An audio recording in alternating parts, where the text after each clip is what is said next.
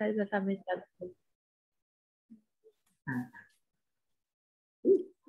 Deixa eu só fazer uma pergunta. Como vai ser a dinâmica? Os 4 vão apresentar e depois abre para o debate? Tá, obrigada.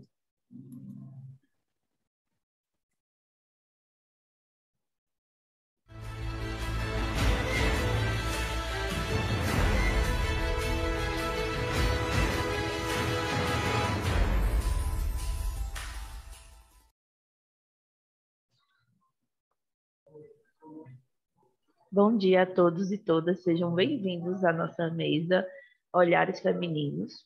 Meu nome é Rênula e serei a host dessa sessão. Estarei auxiliando nos bastidores a nossa professora coordenadora, Juliana.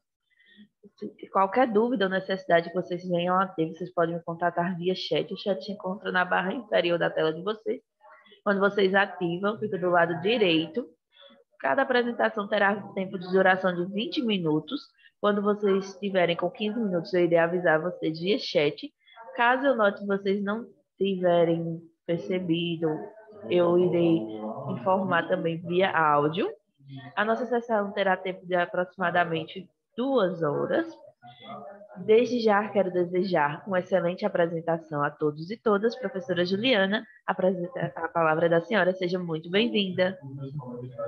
Obrigada, Renali. Bom dia, gente. Bom dia a todas e todos.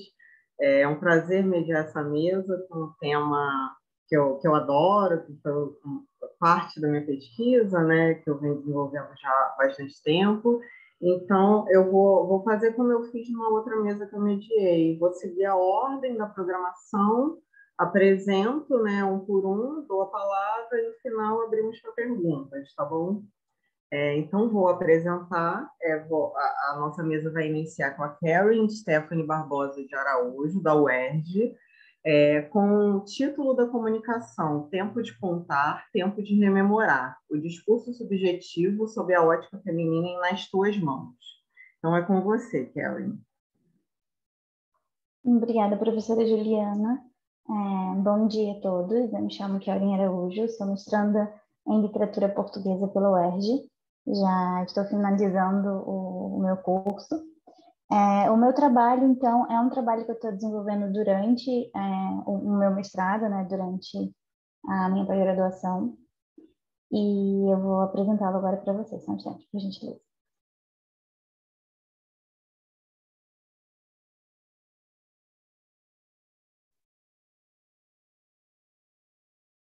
O título da minha comunicação, Tempo de Contar, Tempo de Rememorar, o discurso subjetivo sob a ótica feminina nas tuas mãos.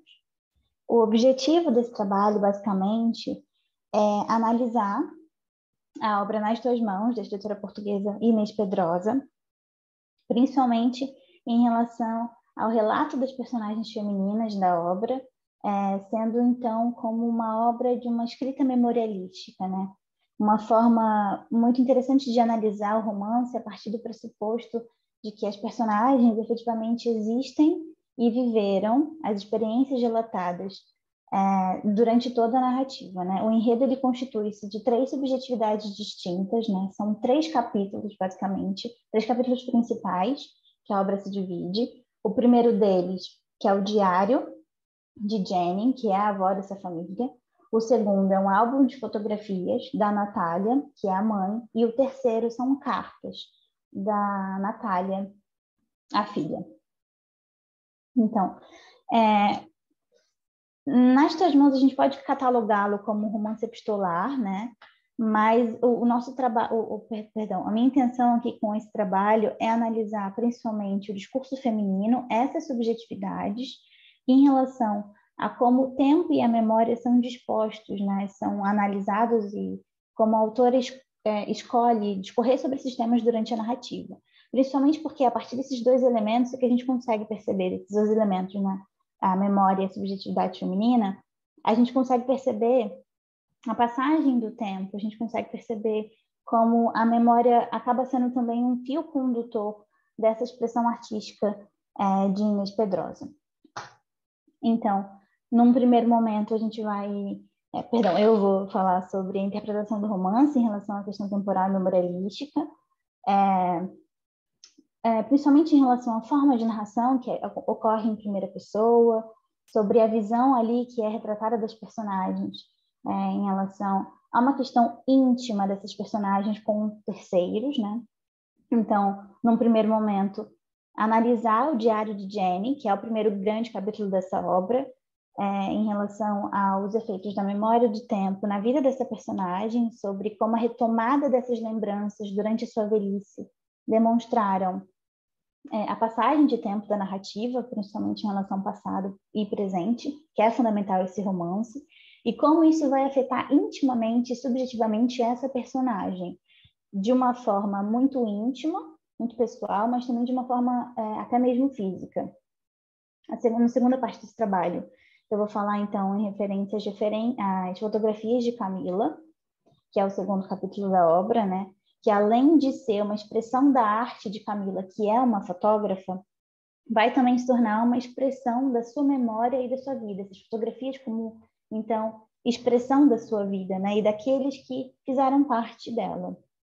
E aí analisar, então, como o tempo modificou determinadas lembranças, os efeitos que essas lembranças causaram e ainda causam no âmago do personagem.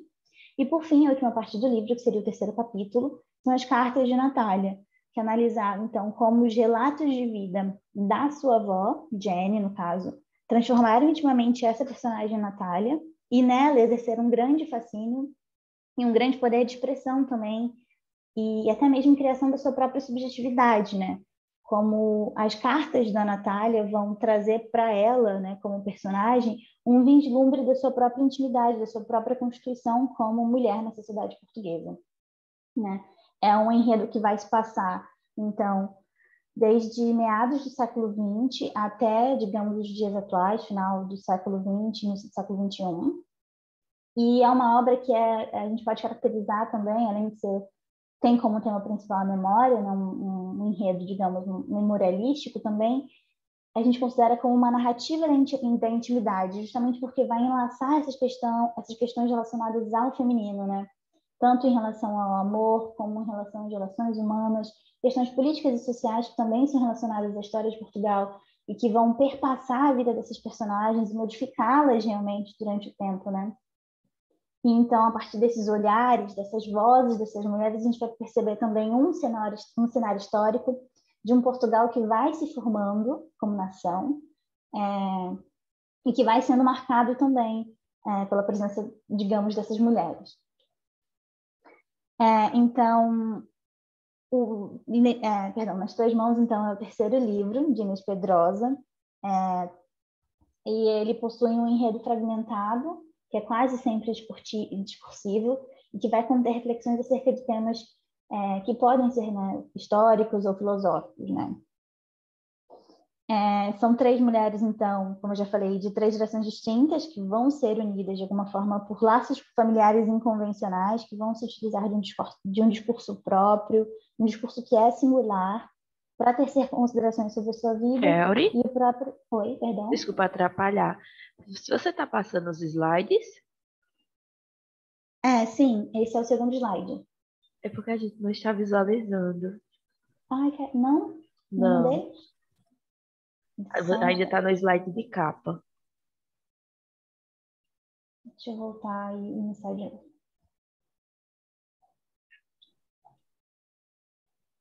O seu vídeo sumiu, mas eu não sei se Só para não também afetar para o slide. apresentar, né? Mas os slides não estão passando. Nenhum deles. Tá no primeiro ainda, da capa.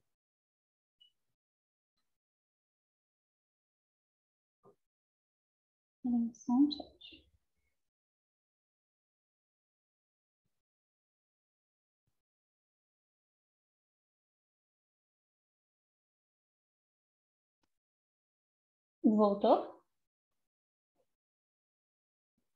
Voltou, mas Voltou. está no slide de capa. Tenta passar para a gente ver se passa. Vou colocar Com a setinha. Isso. Foi? Tenta passar para ver se a gente... Não. Agora não está aparecendo, não. Agora está passando. Pelo menos para mim. Passou para a senhora, professora? Passou. Mas acho que quando ela abre, a tela fica azul. Fica assim, Mas o uma petróleo. cor só. Voltou? Não. Não, para mim não. A mim também não. É,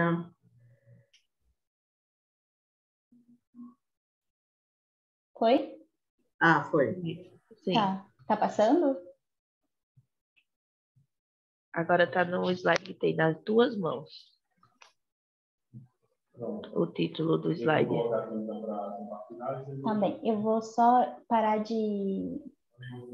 Perdão, só um instante. Certo.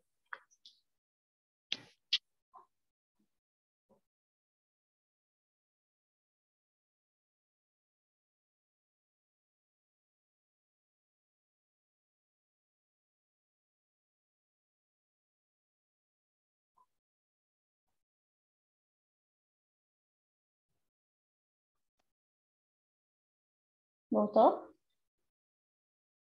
Voltou. Tá no primeiro slide e agora o segundo. Tá passando normalmente agora. Ai, muito obrigada, gente, perdão. Então, como eu ia falando, então, são 3 subjetividades distintas, né? Cada uma dessas mulheres vão falar, então, um pouquinho das suas vidas. Como eu perdi um pouquinho de tempo, eu já vou partir, então, para o primeiro capítulo Tinha da obra. colocado pausa na sua tempo. Ai, obrigada. Então, o Diário de Jane, basicamente, é o primeiro capítulo da obra. Nesse capítulo, ela vai retomar o seu passado e as suas memórias, então, através de um diário que é escrito já em idade avançada e através do qual ela vai buscar um resumo das lembranças e dos fatos passados para levar ao seu estado presente, né? Então, na primeira parte do diário, a personagem ela vai relatar o seu casamento com Antônio, que é o seu grande amor. Jane foi criada em uma família rica, é educada primorosamente, à moda inglesa, inclusive. Então, isso fez com que ela adquirisse um certo status social, né, naquela sociedade. E ela vai se casar com Antônio e vai aceitar, em nome do amor que sente por ele, o convívio permanente de Pedro, que é o amante de Antônio, em sua casa, vivendo os 3 debaixo de seu teto até o fim de seus dias. Então, é um triângulo amoroso com um sentido, Jane casada com Antônio e Pedro amante de Antônio, né, que vive com eles, em que Jane vai aceitar ser a outra, né? Ela vai aceitar ser aquela que não vive o amor na sua plenitude, permanecendo virgem até o fim de seus dias, né? Ela vai viver um casamento branco com o Antônio, ao invés de passar uma decisão, né? Ao invés de passar, então, pelo vexame de um divórcio. Então, durante toda a narrativa, ela vai relatar o seu grande amor por Antônio e toda a ternura que este, na verdade, tem por Pedro, que é o verdadeiro amor de Antônio, né? Jane vai fazer o uso, então, de uma escrita amorosa que vai compreender a ausência do outro, né, desse outro que não a ama, que não corresponde ao seu amor, demonstrando uma paixão que não vai se modificar durante o tempo, ela vai continuar amando Antônio por toda a sua vida e até a morte deste. E ela vai acabar justificando também, um discurso que, além de vai demonstrar essa paixão, ele vai justificar as atitudes de Antônio perante a Jane, né, ou a falta dessas atitudes, melhor dizendo. Jane ama Antônio, então, de maneira incondicional e se contenta com o lugar em que ela é colocada por ele, né? Então, a gente consegue identificar a partir desse olhar feminino que esse homem amado, ele representa o estereótipo da sociedade em que se inserem, né? Retrato que é passado a Jane, ao se ver dependente da figura de Antônio, com a ideia também de dependência ao ser, em relação ao ser amoroso, que é exposto no próprio título da obra, né? Que é nas tuas mãos. Ela literalmente está nas mãos de Antônio, no sentido de amar esse homem, de continuar amando pelo resto de sua vida, mas realmente não ter ação, né? Realmente um casamento branco. Então, dessa forma a gente vai perceber, e nesse capítulo principalmente, a influência da cultura tradicional, o papel que a mulher dispunha nessa sociedade portuguesa nos anos iniciais do século XX, principalmente porque, em nome do amor que sente por ele, Jane vai se manter fiel, vai permanecer ao lado desse homem durante toda a sua vida, inclusive depois de sua morte.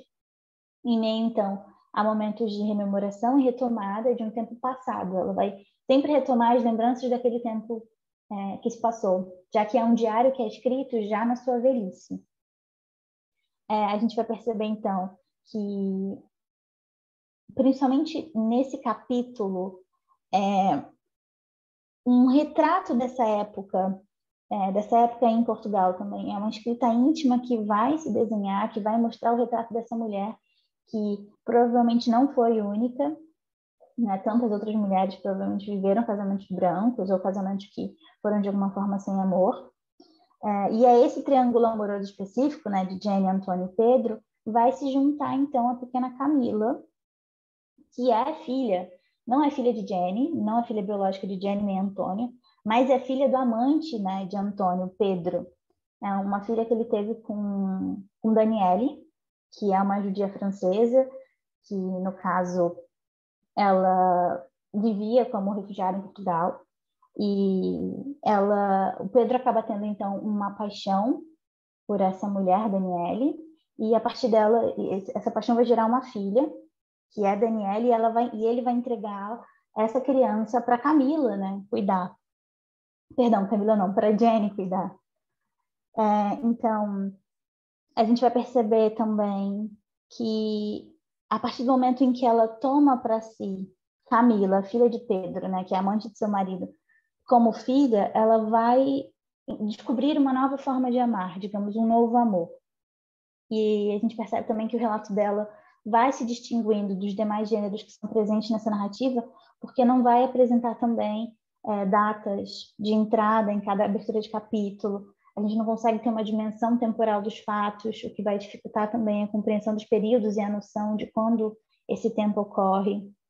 É possível perceber também, pela maneira que ela escolhe escrever esse diário, um certo vai e vem de acontecimentos que vão se misturar nas suas lembranças, né?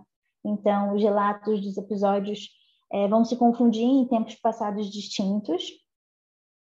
Ela vai também fazer um exercício de rememoração desses fatos, vai ficar sempre a todo momento se esforçando para lembrar os momentos passados e tentar colocá-lo, de certa forma, desordenadamente no papel, né, no seu diário.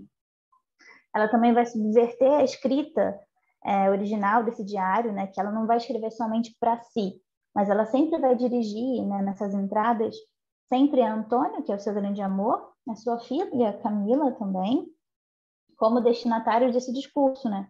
Ela vai, de certa forma, conceder um sentido a essa história através da compreensão do seu passado, justamente nesses momentos de rememoração do que aconteceu, para trazer esses momentos para a escrita e também tentar dando, de certa forma, uma tentativa de relatar realmente essa história, de compreender a sua vida. Não obstante, esse diário ele também é lido não só por Camila, que é filha de Jane, né, filha adotada, mas também por Natália, que é sua neta, no caso, filha de Camila, que vai utilizar, então, o relato da sua avó, Jane, para escrever sobre a sua própria intimidade, para expressar a sua existência, seus sentimentos, que a gente vai ver mais para frente quando a gente estiver falando da Natália. Então, esse diário é uma expressão íntima da vida dessa personagem, que vai fazer também com que a sua filha e a sua neta acabam por fazer o mesmo, ainda que sobre outras formas de expressão, né? Camila, no caso, com álbum de fotografias e Natália com as cartas.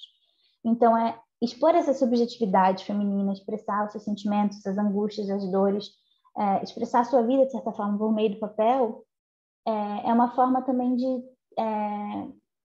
colocar para fora tudo aquilo que, de certa forma, ela não pode dizer em voz alta naquele momento, né? Então, outra característica importante é que esse diário ele vai seguir, de certa forma, a linearidade do tempo, mas não vai registrar essas datas precisas, como eu já falei. E isso tudo vai, de certa forma, obedecer a um fluxo de memória, né? É uma memória que é livre, que vai seguir, de alguma forma, uma certa linearidade, mas também vai poder recuar no tempo, vai poder avançar na memória, né? Ela vai trazer alguns momentos, memórias de um passado, mas também vai fazer conexão com algo que aconteceu depois. Tudo isso a gente consegue perceber durante esse diário. A gente vai perceber também os níveis de linguagem dela, de estilo. Então, é muito interessante, assim, esse primeiro capítulo a gente vai perceber como que os fatos narrados no tempo passado vai saber também em relação aos desdobramentos desse, a gente vai poder compreender melhor também os desenrolados acontecimentos e, principalmente, entender um pouco mais sobre o próprio autor desse diário, que no caso é a Jenny, né? Ela vai descobrindo a si mesma ao tempo em que ela vai escrevendo, em que ela vai retratando a si, né? E se autoconhecendo. No segundo momento, então, no segundo capítulo, a gente tem o álbum de fotografia de Camila, nessa segunda narradora da narrativa, né, a segunda narradora do livro. Camila é filha adotada de Jenny, né, ela se tornou fotógrafa jornalista, ela possui uma profunda relação com a fotografia também, já que ela vai se utilizar dos retratos para narrar sua história de vida, e a partir disso ela vai construir efetivamente um álbum fotográfico. No livro a gente não consegue ver as fotos, a gente tem apenas a descrição das fotos no livro, né? Então, são 10 subcapítulos dentro desse grande capítulo, né? Ela vai discorrer sobre a fotografia, vai falar sobre os detalhes, quem são as pessoas que ela fotografou, né, no caso. E cada capítulo vai ter uma fotografia específica sobre alguém que passou pela vida dela. Ou então os lugares que ela passou, e vai falar também sobre o contexto da foto em si. Então, filha de Pedro, que era amante de Antônio, né? Ela foi entregue a Jenny pela sua mãe biológica, que foi uma judia francesa que se dedicou a ajudar os compatriotas a emigrarem para os Estados Unidos via Portugal. A situação da mãe biológica, no caso, de Camila, acaba se agravando e ela acaba morrendo. A gente sabe que ela morre num campo de concentração logo depois. E a gente percebe que Camila, então, é uma pessoa muito prática. Ela é marcada pela objetividade da fotografia. Depois que ela lê o diário de Jenny, né, que é a sua mãe adotiva, ela passa por uma drástica mudança de pensamento também. Ela passa também a, de certa forma, ela descobre um novo olhar em relação aos fatos que ela viveu, mas que ela não sabia de verdade o que acontecia, né? E isso vai acabar influenciando a própria personagem a compreender essa própria história, porque ela via efetivamente Jenny casada com Antônio, mas ela percebia que havia uma relação estranha, que eles efetivamente não eram um casal, né? Eles eram apenas casados no papel. Ela acaba descobrindo isso depois, que na verdade Antônio tinha como amante Pedro, né? E que eles eram efetivamente apaixonados. Sendo que para ela ele era como um tio, que na verdade ele era o pai biológico dela, né? Mas ela percebia que havia efetivamente uma relação estranha entre os três, e logo depois ela percebe, com a leitura do diário da Jenny, que era um casamento branco. E a partir disso, só adulta ela vai entender toda essa configuração familiar, né, um tanto quanto complicada, e a partir disso ela vai entender melhor a sua história, vai entender também a relação que ela teve com Pedro, podendo então compreender e resgatar a sua história, entender a si mesma. Ela é determinada como Jenny, então, a seguir com a sua vida apesar das incongruências. Ela foi marcada por uma geração que experimentou o horror da ditadura. O seu perfil emocional é um reflexo da conturbada vida política em que se insere. E ela também é marcada por grandes amores que não deram certos, pelas relações rápidas que experimentou, pelos valores de um período em que as mulheres precisavam disputar o seu espaço. Então, apesar da semelhança com Jenny, a gente consegue perceber uma diferença clara entre as duas gerações. Enquanto Jenny não se divorciara de Antônio para conservar as aparências, Camila não se casa, né? A gente vai perceber uma diferença clara entre essas duas mulheres. Em relação a uma outra questão do perfil de Camila. Segundo ela, o motivo pelo qual ela não se casou foi para guardar os principais... Perdão, o motivo pelo qual ela se tornou fotógrafa foi para guardar os principais momentos da sua história.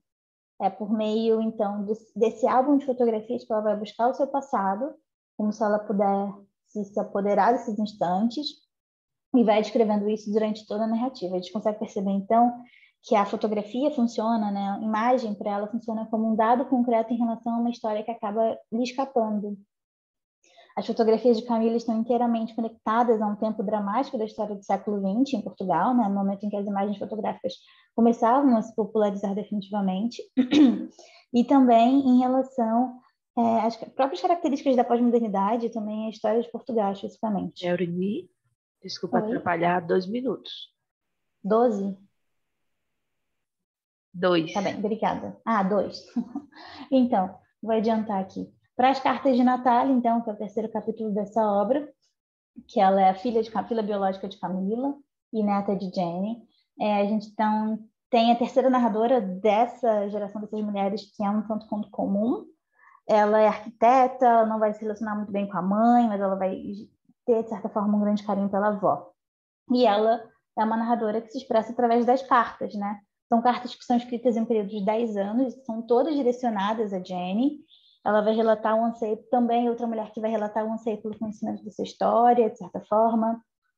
Tem algumas questões relacionadas ao seu próprio pai biológico, que era também guerrilheiro da Frelimo, que foi uma pessoa com a qual a Camila se envolveu. E as cartas dela, então, vão apresentar uma certa duplicidade, pois vão dirigir-se ao outro, mas vão falar de si mesmo. São cartas que são escritas, endereçadas sem a pretensão de que sejam lidas ou mesmo respondidas por alguém, e vão funcionar também como uma estratégia de um retrato de quem escreve, né? Então, construído a fim de contar a própria história. E, a partir disso, ela também vai usar a memória para recuperar situações e acontecimentos envoltos na sua própria história familiar, relatando alguns fatos que vão se perpetuar e vão terminar por eternizar as próprias memórias dela e os sentimentos das suas vidas na sua carta, né? Então, é isso, basicamente. Então, tempo e a memória, né, são os dois elementos basilares nas tuas mãos, sem os quais não seriam construídas, né, nenhuma dessas três narrativas. A gente consegue perceber, então, que é uma obra que é muito rica e é muito linda também a maneira de Pedrosa de narrar sobre essas três mulheres, sobre a vida delas, né? Mulheres que se encontram em meio a tantas diversidades, mas que vão manter firmes suas vontades. E é muito interessante como Pedrosa vai, então, dissecar a figura e o papel da mulher através do século XX, e que vai relatar suas próprias intimidades, a subjetividade dessas mulheres, através das suas escritas memorialísticas, né, a fuga de seus padrões, a sentimentalidade e a busca pela liberdade feminina e pelo amor, basicamente. É isso, então. Muito obrigada a todos. Obrigada, Karen. Esse livro é muito interessante, né? Vou passar, então, a palavra à Luzia. Depois a gente faz as perguntas. Então, agora eu chamo Luzia Regina Alves Regi. A gente no Rio fala, por exemplo, o ERD, né? O UF, é o ERN que chama, ou vocês falam a letra? Chama o Erne.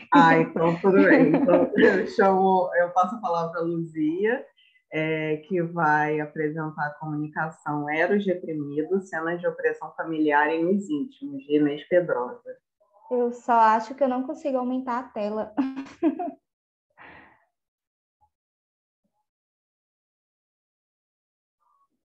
Na verdade, eu não consigo. Perdão. Agora está aparecendo você no vídeo. Não apareceu o compartilhamento ainda não. Não, eu não vou compartilhar a tela. Sim, tá. Tá bom? Primeiramente, bom dia a todos e todas.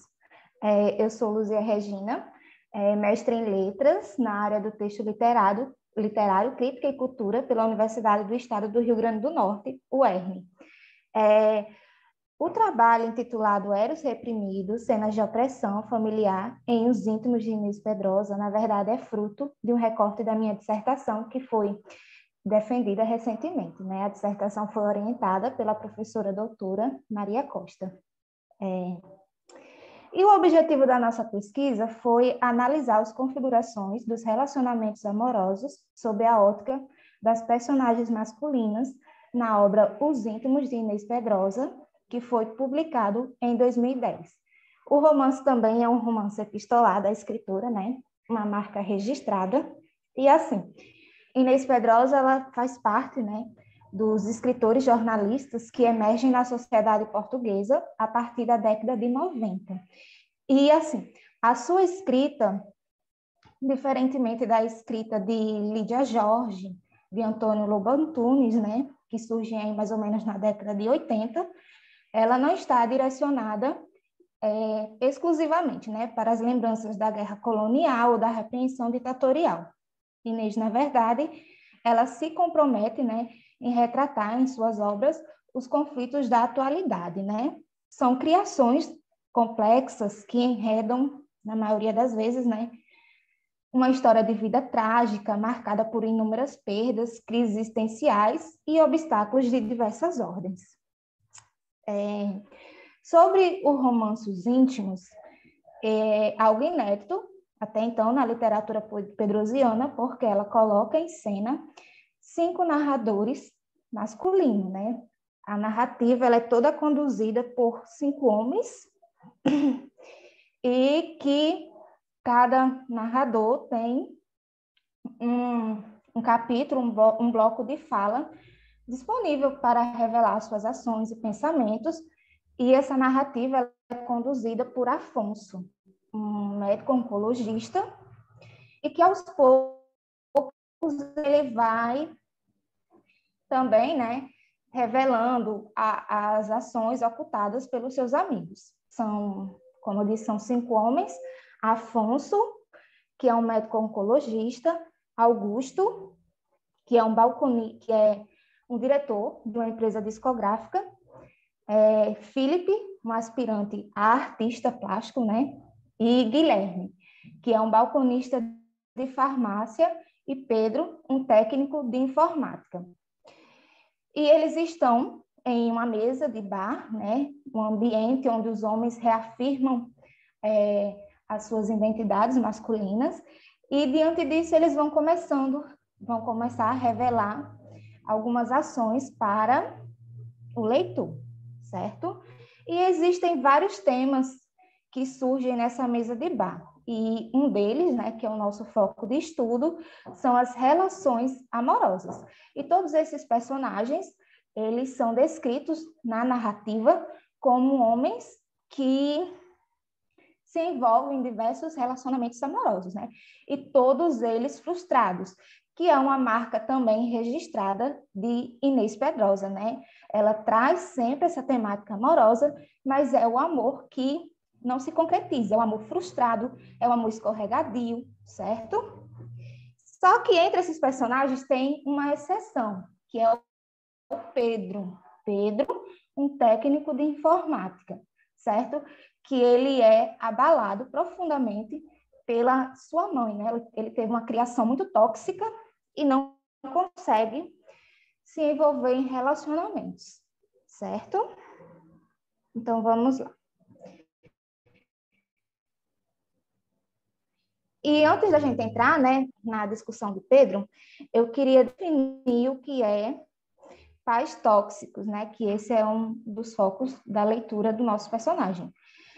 Para isso, nós nos apropriamos, né, de Giddens, de Anthony Giddens, em A Transformação da Intimidade. Ele traz esse conceito de pais tóxicos. Para Giddens, né, o que são esses pais tóxicos? São pais que, na verdade, né, não dão autonomia aos filhos, não respeitam a subjetividade dos filhos. Pelo contrário, eles ignoram, né, os repreendem, e isso acaba, de um modo bastante drástico, influenciando no modo como esses indivíduos agem socialmente na vida adulta. Conforme a fala do autor, né, ele diz assim, que esses pais, em vez de promover um desenvolvimento saudável, inconscientemente o destrói, acreditando estar agindo em benefício dos filhos, certo? São pais egoístas, controladores e que, em menor ou maior grau, ignoram, né, a subjetividade dos filhos. Freud também vai chamar isso de pais narcisistas, certo? Bom, isso é importante, né, a gente ter em mente esse conceito de pais tóxicos, para que a gente possa compreender a estrutura familiar de Pedro, tá bom?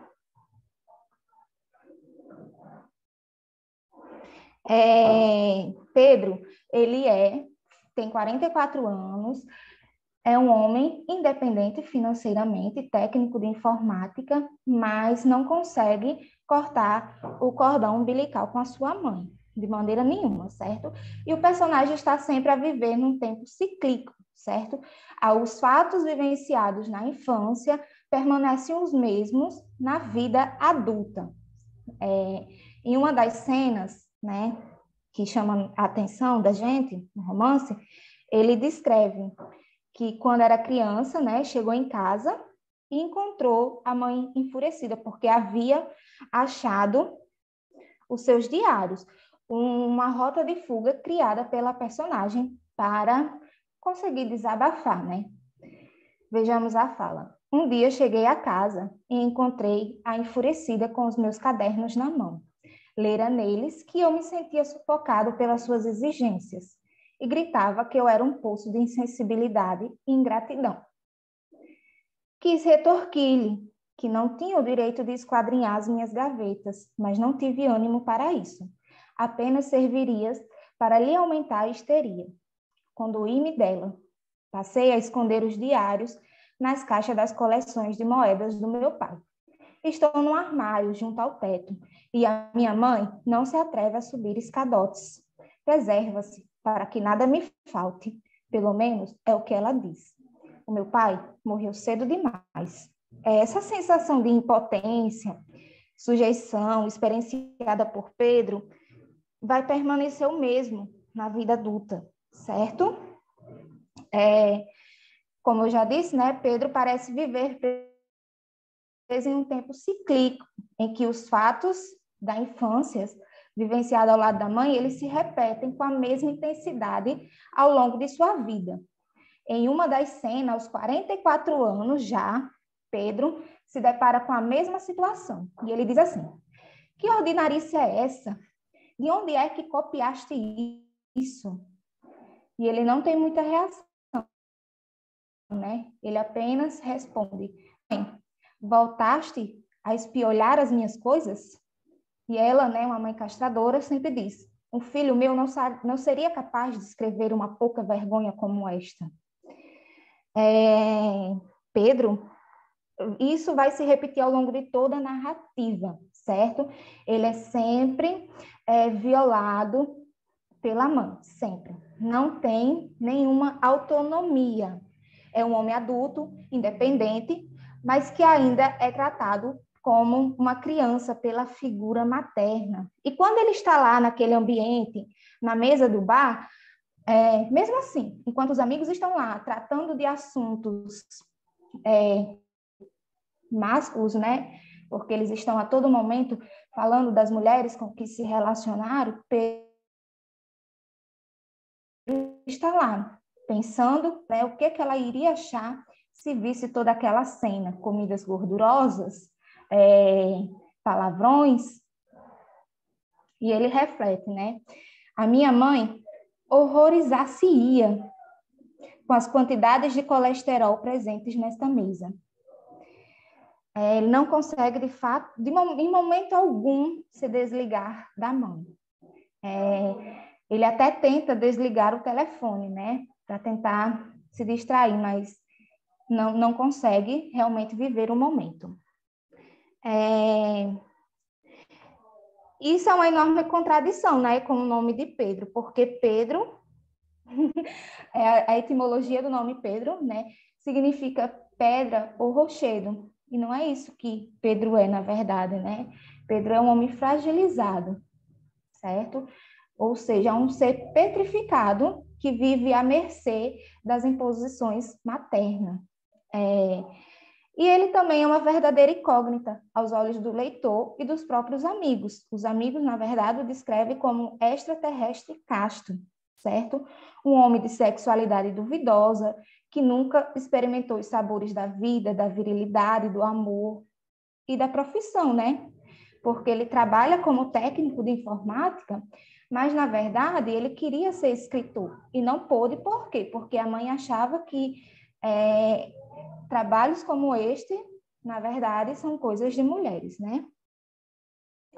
Em um dos momentos, né, ele diz que até tentou ser ator, né? Mas não tinha aptidão para decorar frases.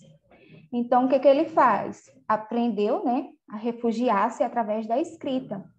Ou melhor, a transbordar, a extravasar o seu eu reprimido. Como ele destaca: tudo que eu sonho e não sou capaz de querer está nas páginas dos diários que escrevi, ainda criança, né?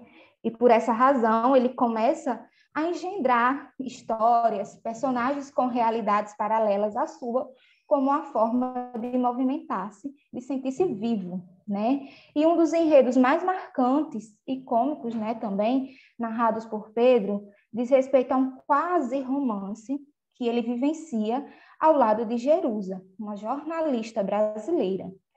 E os prelúdios dessa história de amor, né, ocorrem em Lisboa, quando os olhos dos quase amantes se cruzam ao som do cantarolar de Afonso. Afonso, né, um dos personagens da narrativa, estava nessa época a sofrer pela morte de sua esposa, de sua filha. Então, ele começou a cantar, né, pelas cidades como uma forma de aliviar o seu sofrimento. E ele conheceu essa jornalista brasileira e, enfim, né, o que ele queria, na verdade? Ele queria somente expor os seus dotes enquanto escritor. E ela entendeu, né, nessa atenção que ele deu a ela, uma declaração de amor. Então, começou a criar uma paixão por ele, certo? E o clímax dessa história acontece quando Jerusa, louca de amor, cruza o continente à procura de Pedro. Mas ela é rejeitada, certo? Porque depois desse encontro, ela volta para o Brasil e eles começam a conversar e ela disse, não, agora eu vou voltar, vou me encontrar com ele. E ela cruza o continente desesperadamente, mas é rejeitada por ele, né? Porque ele não queria nada com ela. E ela bebe desesperadamente, né? E cai morta aos pés de Pedro. Pedro acredita, né, que matou uma mulher de amor. Assim, diante dessa impossibilidade de uma fusão amorosa, Jerusa, embriagada de amor e de álcool, não resiste e cai morta aos pés de Pedro, né? Essa ação nos leva a refletir sobre o amor, esse sentimento paradoxal, uma força impulsionadora que instiga, que alimenta as idealizações humanas, mas também é fonte de aniquilamento e destruição. É Eros e Thanatos, o morrer por amor e morrer de amor, duas faces inseparáveis, né? E ao lado do corpo de Jerusa, corpo frio, morto de Jerusa, Pedro encontra a sua melhor obra, a sua válvula de escape. Jerusa, né, nos momentos finais de sua vida, ela deixa cair de suas mãos o recorte de uma reportagem sobre uma mulher chamada Vera, né? E o que Pedro faz? Pedro entende que esse documento, na verdade, é um legado e decide, então, construir uma espécie de romance, ou melhor, o manuscrito de Bárbara, né? E é isso que dá vida a Pedro, certo? Bárbara é uma mulher deficiente, né, que fica deficiente após um acidente, e o que ela vê como saída, né, para o seu sofrimento é entregar-se ao amor, ao sexo, sem compromisso, né? E essa personagem exerce sobre Pedro uma influência muito forte. Em alguns momentos da narrativa, Pedro chega até a dizer que existe entre eles uma simbiose, uma espécie assim,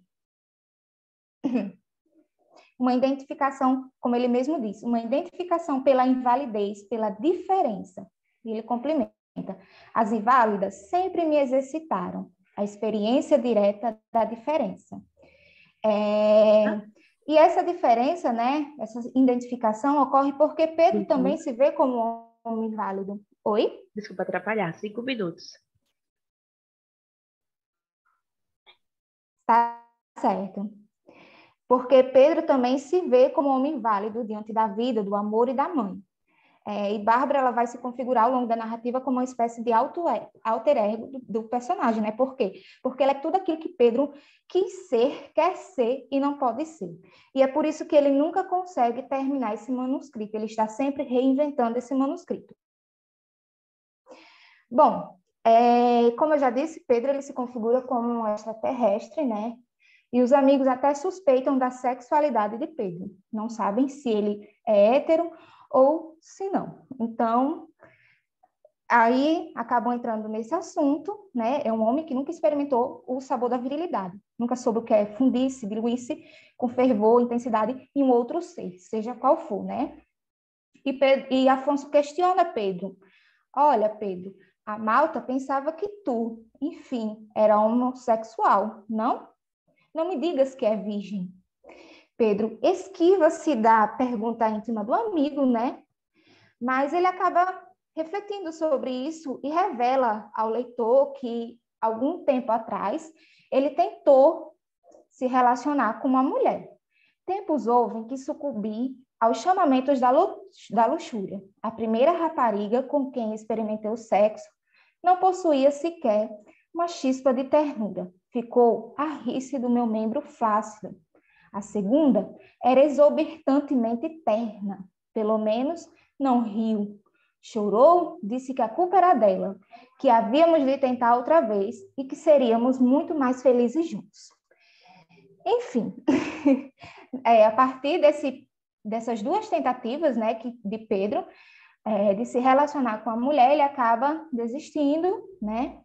Diz que não tem jeito, que não vai mais tentar. Por quê? Porque ele mesmo se vê como uma mulher, se vê como alguém sensível. Então, ele não entrega as cartas e diz que não tem aptidão nenhuma para se relacionar com mulher, né? Isso também nos leva a refletir sobre uma passagem em A Dominação Masculina, de Bourdieu, que Bourdieu diz assim, que o homem, né, quando criança, passa pelos ritos de separação, que tem como função emancipar o menino com relação à sua mãe, e assim garantir a sua masculinização. No caso de Pedro, não houve isso, porque Pedro foi criado somente por uma mulher, pela mãe, né? Então, isso acabou influenciando muito na vida de Pedro. E ele também revela em um outro momento, né, que a relação com a mãe o abalou profundamente. É tanto que ele diz não ter vontade nenhuma de namorar uma mulher, porque ele não tem paciência para ouvir as conversas de uma mulher, né? Passou a vida inteira com a mãe e, por isso mesmo, não quer de maneira nenhuma se relacionar com a mulher. A rota do sexo ele prefere percorrer sozinho, né? E ele ainda complementa: o que nos atrai é aquilo que nos permite realçar as nossas diferenças. Pelo menos a mim, gostaria que uma mulher me fizesse sentir homem. E isso só aconteceu com as mulheres de revista, né?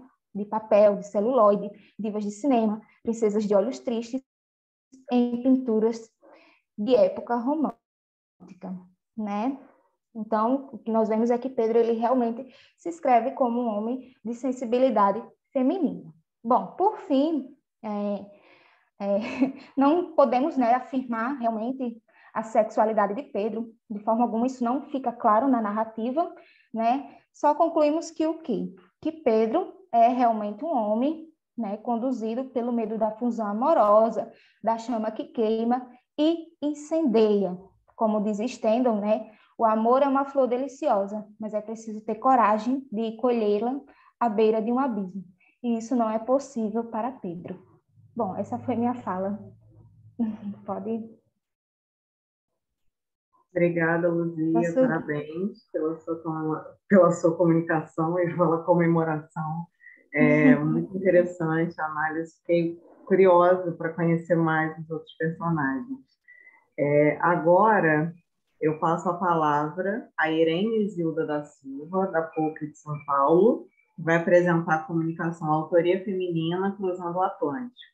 Com você, Irene.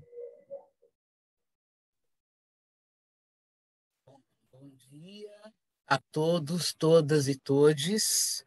Gratidão por permitir que a gente possa se aquilombar nesses olhares femininos nessa manhã.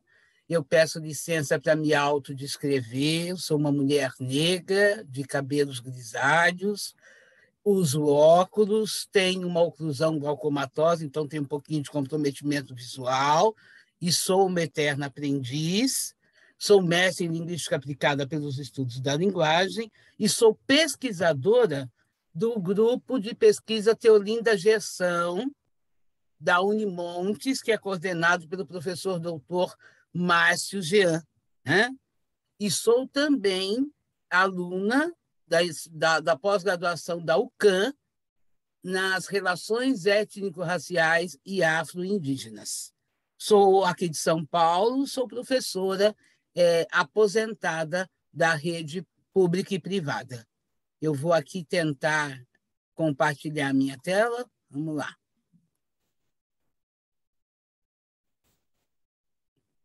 Está dando para ver? Tá bom. Sim. Então, Sim, está ótimo.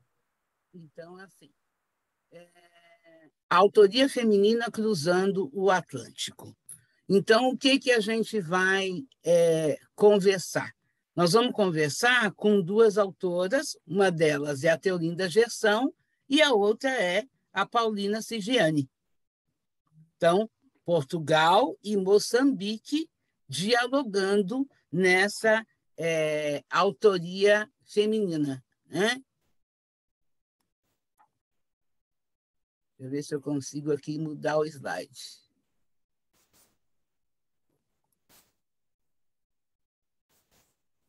Não está passando, né? Deixa eu ver. Foi? Ótimo. Foi. Então, veja, em primeiro lugar, eu queria falar um pouquinho de quem é Paulina Sigiani, né? Que cresceu no subúrbio de Maputo, que antigamente era chamado de Lourenço Marques, uma região que a Teolinda Gerson também esteve. Durante muito tempo, a Paulina Sigiani atuou, né, nas questões sindicais, ela estudou numa escola católica, embora os pais fossem protestantes, mas daí ela decide que a vida dela é se tornar escritora. E, como ela mesma fala, ela é contadora de histórias, né? Ela aprendeu, então, a trabalhar esta militância a partir dos trabalhos literários que ela tem. Ela foi a primeira mulher a publicar romance em Moçambique, começou em 1984 a vida dela literária, e justamente a questão não só da guerra, mas a questão da poligamia, certo? A questão da presença do homem enquanto autoridade e a falta de visibilidade da mulher enquanto escritora em Moçambique é uma toada forte, né, na trajetória da Paulina Sigiani. E ela, então, começa essa atividade literária em 1984, publicando na imprensa de Moçambique, e tudo isso acaba gerando essa obra polêmica que é Balada de Amor ao Vento, em 1990, onde ela discute a questão da poligamia, né, no sul de Moçambique durante o período colonial. Então, a gente tem, nesse romance, alguns personagens bastante significativos. Então, a gente tem aí uma interlocução entre o Mauando, né, que era aspirante a padre e que acaba conhecendo esta mulher, né, e acaba deixando o celibato quando conhece a Samal. E a gente tem também a questão do rei, né, polígamo, que vê também a mulher como esse objeto de sexualidade. E aí a personagem principal, que é a Pati, ou Pati, né, que vai ser essa menina que teve que encarar realmente no espírito de concubina, digamos assim. E tudo isso permeado pelos elementos da natureza, pela descrição dos mares, por tudo aquilo que a gente conhece do contexto moçambicano. Eu não sei se é do conhecimento de vocês, a Paulina Sigiani recebeu agora, em 2021, o Prêmio Camões, né? E uma das obras que é o marco dela é a obra Nietzsche, que é uma história de poligamia. Mas Balada de Amor ao Vento dialoga, inclusive, com as obras da Teolinda Gerson, porque ele também vai falar dessa questão da mulher e vai falar da questão da velhice. Porque a questão do velho, né, em Moçambique, tem um olhar diferenciado. Ou seja, em várias regiões do continente africano, o velho representa um baobá, representa um griot, representa uma sabedoria, apesar de todas as outras confluências que acometem Moçambique. E aí a Paulina nos diz, contar uma história significa levar as mentes no voo da imaginação e trazê-las de volta ao mundo da reflexão. Então, através da história, ela faz com que a gente reflita essa autoria feminina, esse papel da mulher, né? Essas questões todas que interferem no cotidiano da sociedade moçambicana. E, dialogando com tudo isso, a gente tem a Teolinda Gerson, que tem uma história de vida bastante interessante. Ela estudou também na escola secundária, né? Ela viveu um período na Alemanha, viveu aqui em São Paulo por 2 anos, e daí, como reflexo da vivência dela aqui em São Paulo, ela escreve Os Guarda-Chuvas Cintilantes em 1984, que é justamente o mesmo ano que a Paulina resolve se dedicar à vida literária dela. Então, a vida dessas mulheres elas já se interligam para além das suas obras, né?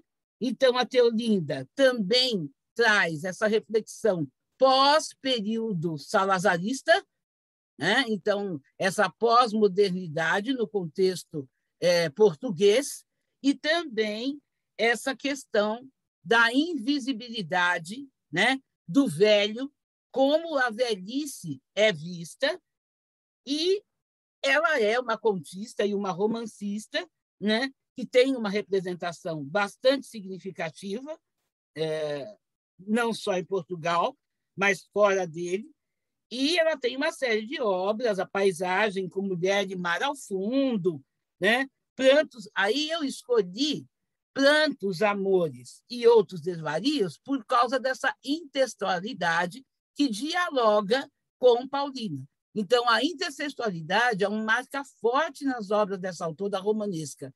Merece destaque o conto As Vizinhas, dialogando com o aspecto da perspectiva mítica que Teolinda Gerson apresenta em suas obras, em especial no texto As Vizinhas, onde o velho é visto como alguém que nada mais produz e se ressignifica no sofrimento daquelas mulheres que o texto apresenta. Então, muito sucintamente, é um texto de 2 vizinhas, e ela vai narrando essa história, dando voz a essas 2 mulheres, através dos elementos da natureza. Então, no verão, no outono, certo? E na primavera, essas mulheres resolvem como é que elas vão findar sua própria vida, porque elas percebem que a família começa a reduzir as visitas aparecem só no Natal, na maioria das vezes elas não têm voz perante os familiares, então elas já estão vislumbrando uma possibilidade de serem colocadas numa instituição, num asilo, e não é isso que elas querem para a vida delas. Então, elas planejam, e durante as estações do ano, elas vão visitando os lugares, até que elas encontram uma cabana, onde elas resolvem que elas vão findar esse processo planetário, por exemplo, né? Então, é muito forte esse contexto, e esse contexto dialogando com Paulina Sigiani. Então, a autoria feminina nas narrativas dessas 2 autoras, tanto na Teolinda Gerson, no conto, como na Paulina Sigiani, no romance, é o engajamento dessas escritoras no sentido do quê? De dar visibilidade à literatura feminina em seus países, tendo como temática as questões linguísticas do envelhecimento, que permeiam o contexto português, bem como as questões de ser mulher negra, escritora romancista, na constituição de uma identidade ancorada na ancestralidade e as suas interlocuções, que é justamente o papel que Paulina nos mostra e que Teolinda também, cada uma dentro da sua dialogicidade. Nessa perspectiva é que a imagem das mulheres e das minorias étnicas na escrita literária vem ocupando espaço cada vez maior, deixando de lado os graus de marginalização presentes nas lógicas de exclusão por gênero, etnia, classe ou mesmo religião, certo? Porque, justamente, elas trazem uma autoria feminina pós-guerra, onde você pode dar um olhar, né, para essa autoria feminina, para esse olhar feminino, de uma outra forma. Sabemos que, dentro do cânone maior literário, a presença masculina é muito mais forte. Então, ambas tiveram que quebrar muitas barreiras para que essa autoria feminina se fizesse presente. E as personagens femininas também, nas duas obras, e a forma narrativa e gostosa com que Teolinda e Paulina apresentam suas obras. Então, fazendo um recorte de Teolinda Gerson, o mundo que temos não nos serve, não nos satisfaz. É um mundo de guerra, de ódio, de violência, ganância, exploração, de esmagamento das massas por um pequeno número de poderosos e gananciosos que não têm valores, que destroem o que há de humanista na nossa cultura. Há muita coisa a transformar e eu faço parte daqueles que participam como podem na luta para que alguma coisa aconteça e mude para melhor. Isso é uma fala dela numa entrevista, inclusive, em 2021. A Paulina Chigiani já nos traz: as minhas memórias mais remotas são das noites frias, à volta da lareira, ouvindo histórias de minha avó materna, Chigiani, que dialoga justamente com esse conto das vizinhas que escolhem um lugar para pindar sua vida. E ainda dentro do que Chigiani nos fala, enterrei o passado, puxei o candeeiro, soprei, apagou-se, mergulhamos na escuridão da paz, no silêncio de todas as coisas, naquela ausência que encerra todas as maravilhas do mundo. Continua a chover lá fora. E no dia que as duas vizinhas também resolvem procurar cabana, também está chovendo. Então, há muitos pontos em comum. A dialogicidade presente nas obras de ambos os livros retrata uma história de vida de seus pares e de seus países, dando, então, voz e escuta às personagens em cada conto e no decorrer do romance. Velhice, adultério. Então, em todo esse contexto, as personagens vão se delineando no cotidiano de suas vidas na pós-modernidade, considerando que vivem em países onde a ditadura se faz presente por muito tempo e a literatura feminina foi apagada e subalternizada. Curioso observar a escolha narrativa de Gerson e Chigiani, dando voz às personagens nas duas vizinhas, que analisam as estações do ano para a sua finitude. E, na Paulina, a personagem Sarnal, ouvindo as conversas de adulto e nos oferecendo um panorama da região, que vive o ritual do processo de maturidade dos meninos, que também se apresenta atrelado à natureza em sua época primeira. O processo de colonização se mistura com os gritos do navio e as ondas do mar Índico. A figura feminina como objeto de desgraça no conto Enredo de Gerson, onde se diz bonita demais, apesar de mulata. A narrativa das obras é um entrelaçamento da simbologia da mulher, sexualizada quando jovem, entretanto, invisível quando chega à velhice, ponto de planejar a própria morte, regada de amores, prantos, baladas de vento, quer no sofrimento, na chamada ilicitude do ser, no contexto da época. As autoras abrem um caminho de resistência à escrita feminina que se contrapõe a esse sistema fechado da escrita, como escreve Chigiani, que se autonomeia, como eu já mencionei, contadora de histórias. E a escrevivência, trazendo aí uma fala da Conceição Evaristo, da Teolinda Gerson, pós a governança de Salazar e as guerras coloniais no continente africano, nos faz repensar a vida e a velhice, envolvendo as personagens na linguagem acerca da arte da memória, fazendo lembrança que Teolinda Gerson também viveu em Moçambique. Aqui são as minhas referências e eu agradeço a oportunidade de aprender com vocês nessa manhã. Vou fechar meu compartilhamento. Obrigada. Acho que respeitei o tempo. Sim, sim, foi perfeito. Obrigada, Irene. A gente aprendeu muito com a sua comunicação, muito pertinente, seu tema, sua fala, tudo que você trouxe para a gente. Muito obrigada. Agora, passo a palavra para Gabriel Guimarães Barbosa, da UFRJ, que vai apresentar a comunicação As Flores do Verde Abeto, Fiamma Paz Brandão, leitora de Dom Diniz. Bom dia, gente. Agradecer demais a organização do evento, Juliana, Rena, eles estão aqui fazendo as mediações. Deixa eu só marcar o meu tempo aqui para eu não me perder, rapidinho. E vou compartilhar a minha tela, porque eu fiz um slide só para a gente poder acompanhar os poemas. Eu acho que fica melhor. Bom, pedir desculpa, eu estou com a voz bem anasalada, estou essa semana todo bem gripado, mas não há de ser nada. Vocês podem me avisar quando entrar aí, por favor? Entrou, está aparecendo para a gente. Bom, então eu faço pesquisa já desde o mestrado na obra poética da Fiamma Paz Brandão, é uma poeta portuguesa, começa a publicar ali em 61, faz parte da geração de 61, se é que existe isso, junto com Luísa Neto Jorge, Maria Tereza Horta, Gastão Cruz e Casimiro de Brito, mas ela publica muito, né? Muito de poesia, faz tradução, escreve drama, escreve também as suas narrativas e o ensaio. Mas a obra poética eu acho que é o que mais se destaca dentro dessa obra tão extensa, digamos assim. Então, eu faço uma pesquisa sobre um processo de conhecimento gerado pela poesia dela a partir da natureza.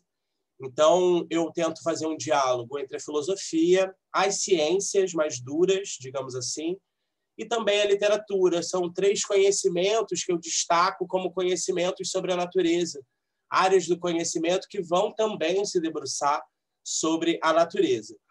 Nesse momento da pesquisa, eu estou tentando ver algumas relações intertextuais que a Fiamma faz a partir da temática, né, da tópica da natureza. Então, eu fui para o Carlos de Oliveira, fui um pouco para o Camões, e agora eu estou tentando ver um pouco das cantigas medievais, como que a Fiamma vai reler isso. Então, sou bolsista de doutorado do CNPq, faço o doutorado com a professora Luciana Salles, lá da UFRJ. Bom, para começar, eu trouxe aqui um poema da Fiamma, de 74, publicado no livro Era, de 74, para a gente poder pensar como que é essa poética da Fiamma que, no ato de escrita, repensa todo o seu ato de leitura, e como que a escrita é também um exercício de leitura dos textos do passado. Então, vou ler aqui o poema e depois faço algumas considerações rápidas. O texto de João Zorro. Levando ao limite, homenagem, o gesto da escrita, posso atribuir os meus textos a João Zorro. Existimos sobre o anterior. O movimento da escrita e da leitura exerce-se a partir da menor mutabilidade aparente da pedra e da maior mutabilidade da grafia. O progresso dos textos é epigráfico, lápide e versão, indistintamente. Bom, o professor Jorge Fernandes da Silveira, da UFRJ, né, um dos grandes leitores, talvez um dos maiores leitores da poesia moderna e contemporânea portuguesa, e principalmente da Fiamma Paz Brandão, ele vai dizer que a Fiamma tem um texto epigráfico. Então, é um texto que olha para o futuro a partir de um atento olhar ao passado, reescrevendo muitas das temáticas escritas anteriormente, e um pouco isso, né? Existimos sobre o anterior. Então, é como se fosse um único texto que vai avançando para o futuro a partir de um atento olhar aos textos do passado. Isso acontece bastante com a poesia medieval portuguesa, a poesia das cantigas, do trovadorismo. E aí ela diz aqui, né, nesse primeiro verso cortado aí pelo Jean Bleman, que ela pode atribuir todos os seus textos a João Zorro. E aí o João Zorro era um poeta, era um trovador, ele era, na verdade, um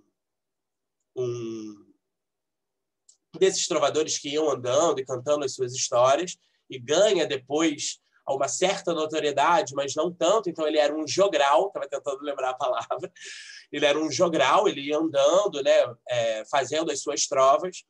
E aí, no livro de Barcas Novas, que é o segundo livro da Fiamma, que é publicado em 67, a gente tem esse poema chamado Barcas Novas, dá nome ao livro também, em que ela transcreve aqui uma cantiga do João Zorro e depois vai fazer a sua releitura. Eu vou ler rapidinho, só para a gente ter um pouquinho de saber mais ou menos qual é o proceder da Fiamma em relação ao João Zorro. Então, a gente tem a cantiga do João Zorro, uma barcarola, em que ele diz: em Lisboa, sobre o Lomar, barcas novas mandei lavrar, ai, minha senhor velida. Em Lisboa, sobre o Loler, barcas novas mandei fazer, ai, minha senhor velida. Barcas novas mandei lavrar, e no mar as mandei deitar, ai, minha senhor velida. Barcas novas mandei fazer, e no mar as mandei meter, ai, minha senhor velida. Então, nessa cantiga do João Zorro, a gente tem algumas questões interessantes, que então, ela tem, estruturalmente, não vou fazer uma expansão do poema, mas estruturalmente a gente tem um paralelismo, né? O tal do Le Chaprem. Então, eu deixo o primeiro verso e pego o segundo verso de cada estrofe, mas nessa estrutura paralelística muito atrelada às cantigas de amigo, o que a gente tem aqui, na verdade, não é uma cantiga de amigo, porque a voz é masculina. Não só é uma voz masculina, como se difere um pouco da tradição de cantigas de amor, porque não é a voz do trovador, e nem mesmo se dirige a uma amada ou algo nesse sentido. Mas aqui a gente tem a voz do rei, e aí esse rei provavelmente é o Dom Diniz, então por isso que eu gosto de iniciar essa fala com esse poema Barcas Novas. Seria o rei do Dom Diniz, que está falando simplesmente sobre as barcas novas que mandou fazer e que no mar as mandou meter. Quando a Fiamma vai reler essa cantiga, ela diz: Lisboa tem suas barcas, agora lavradas de armas. Lisboa tem barcas novas, agora lavradas de homens. Barcas novas levam guerra, as armas não lavram terra. São de guerra as barcas novas no mar deitadas com homens. Barcas novas são mandadas sobre o mar com suas armas. Não lavram terra com elas os homens com sua guerra. Nelas mandaram meter os homens com sua guerra. Ao mar mandaram as barcas novas lavradas de armas. Em Lisboa, sobre o mar, armas novas são mandadas. Então aqui a gente vê que existe uma ancoragem histórica nesse poema da Fiamma. Então aqui a gente tem a guerra, e aí são as guerras de libertação das colônias africanas que estão acontecendo. E aí a gente tem toda uma inversão, mesmo sintática, né, de esse uso da voz passiva. Então, as barcas não são mandadas, os homens são mandados às barcas para fazer essa guerra, que não lavram mais a terra. Então, né, aí um questionamento sobre a guerra, sobre essas barcas novas, que são essas barcas novas, são as barcas da guerra, e aí um olhar crítico sobre isso, né? Também não vou me exceder muito aqui. Então, seguindo, aqui a gente vê que nesse diálogo que a Fiamma faz com o João Zorro, principalmente aqui em Barcas Novas, a gente tem um diálogo pela semelhança. Então, ela vai se utilizar um pouco da estrutura algo paralelística do poema, e ela vai fazer também algumas repetições, algumas inversões sintáticas, e ela vai principalmente fazer um jogo com esses ritmos da tradição. Então, a gente tem aí uma questão de semelhança, ela pode atribuir os seus textos todos a João Zorro, e é diferente do que ela vai fazer com Dom Diniz, ou do que eu percebo que ela faz com Dom Diniz, porque aí eu já estou entrando na minha hipótese, que é justamente pela inversão, ou mesmo pela perversão, né, do verter ao contrário a cena do Dom Diniz. Então, eu já venho para um poema dela, do livro Área Branca, que é de 78, em que a gente não vai achar na estrutura, né, ao menos na estrutura aparente da grafia, ou na mutabilidade menor da pedra, uma uma semelhança com o Dom Dinis, mas eu estou indo aqui na comparação pela diferença, pela perversão. Então, eu vou ler o poema e aí depois a gente vai para o Dom Dinis. Quando eu vir vaguear por dentro da casa o abeto que cresceu no bosque, hei de ajoelhar no soalho. Todas as coisas comunicam entre si a totalidade das suas formas. A mão que vai surgir do abeto apontará para mim. Tenho de despir as tiras de brocados que envolvem as veias, as cadeias de ouro dos rins. Deixar que as unhas longas da árvore passem entre mim e o imo dos quartos interiores da casa. Se essa figura imponente, a árvore, me reconhecer, vou interromper o que escrevo, esperar ansiosa a atração que a insônia desse vulto há de exercer sobre mim. Rodo até a tontura da morte, torturo-me até a alegria. Encontro na casa o tema da despossuição e a agonia. A pobreza antiga com que o corpo cai para uma vala, preso apenas às pérolas que tinem nas orelhas. Dante deixou-nos resvalar com os cânones clássicos, como se o poema fosse uma escada. Eu, quando as figuras austeras da natureza perseguem os mortais. Querem confirmar a sua configuração, querem ser reais quando se aproximam. Vai para diante da minha face ao fundo, vem dos recantos, onde já não é a silhueta volúvel enovelada pelo vento à janela.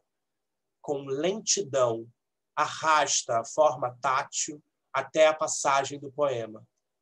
Sou eu que me vergo ao domínio, que me pouse a marca incandescente na testa, tocará na meninge como num cofre.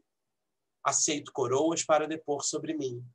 Deixo os pés do abeto empurrar com a biqueira violetas. A fragrância delas leva-me a imaginar poemas em branco. Depois de percorrer um longo encadeamento de sílabas, sou outra, vejo assomar a natureza nua. Bom, falar um pouquinho aqui desse poema, né? Então a gente tem essa imagem dessa árvore conífera, né? Desse pinheiro, que vai adentrar no espaço domiciliar da casa e vai convocar, mesmo com os dedos, com o dedo em riste, vai convocar essa voz poética a interromper o que ela escreve, a processar aquele encontro, né? Então, a árvore aqui é também um certo duplo, um duplo da natureza, uma natureza indômita, né? Que não é domesticada, que invade o espaço justamente da casa e que faz uma espécie de violação. Desculpa, gente. Estou realmente gripado. Então, aqui nesse segundo, né, todas as coisas comunicam entre si a totalidade das suas formas. Aqui a gente tem um pouco essa natureza totalizada, né? Uma natureza em que não há a morte, em que mesmo um verme cumpre ali a sua função e comunica entre si a totalidade dessas formas da natureza. Aqui a gente tem um exercício de antropomorfizar a árvore. Então, a mão que vai surgir do abeto, perceba que está tudo no futuro, né? Então, quando eu vir vaguear por dentro da casa, a mão que vai surgir do abeto, então a gente está trabalhando aqui numa hipótese, né, desse encontro futuro, também um pouco desejado. E aí ela diz, tenho de despir as tiras de brocado que envolvem as veias, as cadeias de ouro dos rins. Então, ela vai meio que deixando de lado esses índices de cultura que meio que aprisionam os seus próprios índices de organicidade ou a sua própria natureza, né? Os rins, as veias. E aí ela precisa deixar que as unhas longas da árvore passem entre mim e o imo dos quartos interiores da casa. Isso é uma construção muito interessante, porque o imo dos quartos interiores da casa, a gente tem uma repetição de elementos de intimidade que vão ser violados por essas unhas longas da árvore que trazem aí um certo imaginário fálico, né?